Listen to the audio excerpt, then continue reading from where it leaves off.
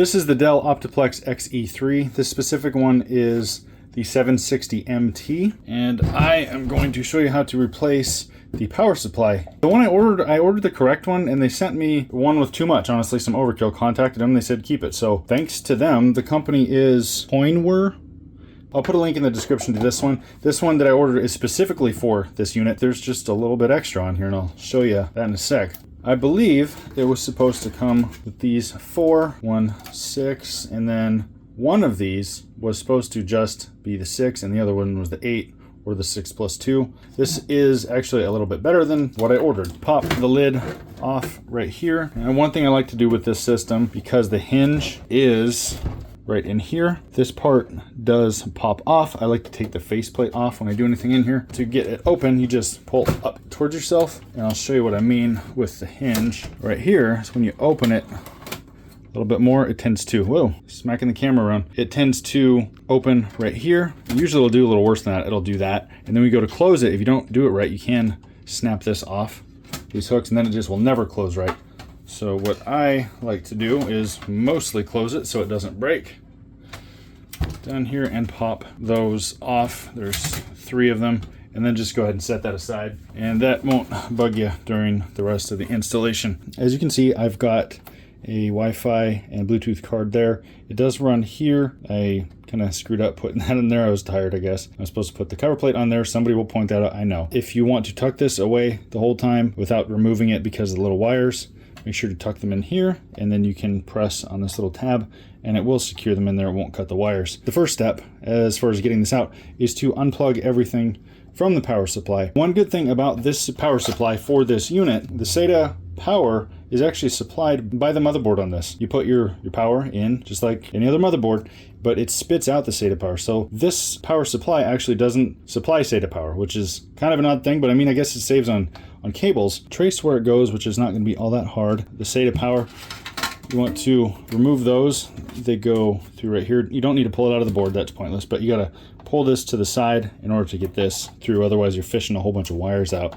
You go over here and there is, you may have this part, you may not. It attaches to the top. Pull that off, and you want to make sure to squeeze there to pull that off. And then just pull straight up. That is the 4-pin. Pull that up. There is a tab right there. The wires down here. Push this up and through. Make sure to get it past all the other ones. You don't have to put it in the exact same position below those. You can push this just down on top when you get that back in there. Then fish that out. Take this one off, and the latch is on this side. So pinch that, pull straight up. Go ahead and get that bunch out. Then we go ahead and get that out. And that is everything detached from the board. Now, the reason you might want to do this, I'll just take a moment and say, is obviously if your power supply has gone kaput, it's just done. Or if you are looking to get a graphics card that needs 8 pins and not just the 6, then this new power supply will come with that, and apparently this one came with 2. Remember this for later, there is a push tab right there, and that you will need to push down to slide it out just a little bit or towards the front. But first, we've got to remove these 3 screws right here. And this does not slide out through the back. You have to push it in after pushing that tab and get it out that way. And you can do this on the side too. I'm just doing this, it's easier to show for the camera. And then put that back down.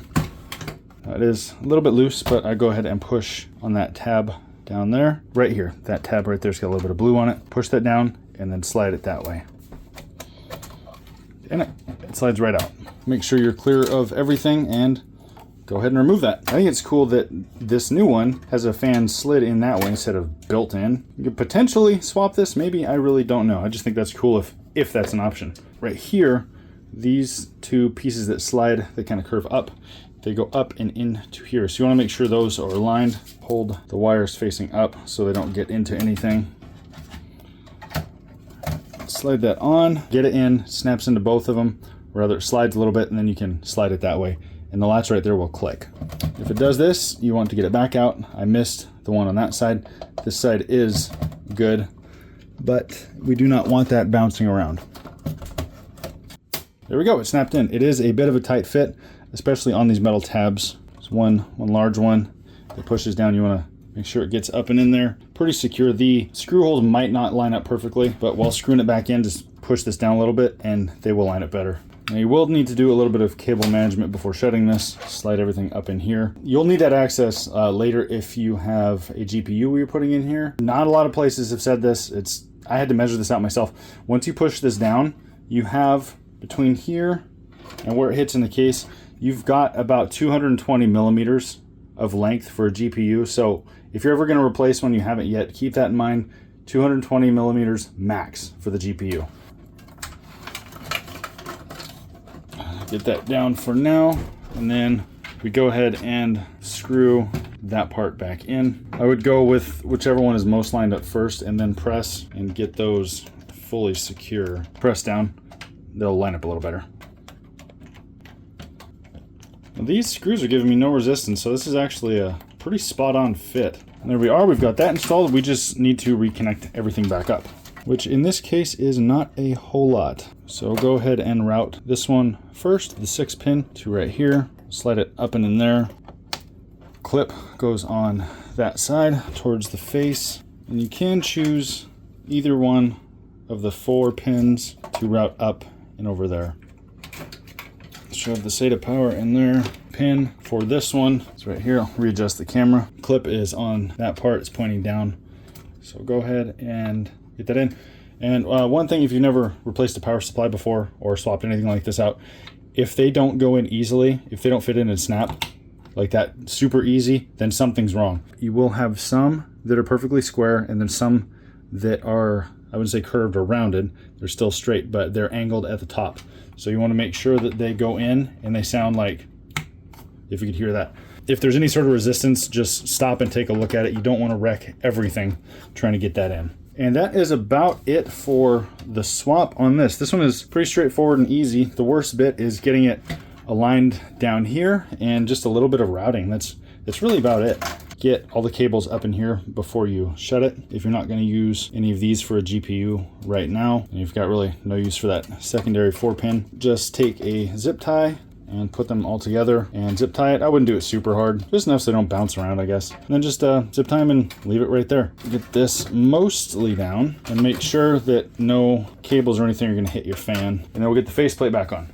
That hooks in the bottom. This is, for me, the weirdest part sometimes. And then put pressure down on the bottom. You push just right here on the silver piece and it'll put pressure all the way up and down. Make sure they are in there and it's even. Then set it down and just press. And they will pop in. Then we just get the top end on and we are good to go with that. And that's it. So I hope this helped somebody. Thank you for following along. Thanks for watching the video. I hope this helped. Have a good day. Pretty fun, small little computer to work on.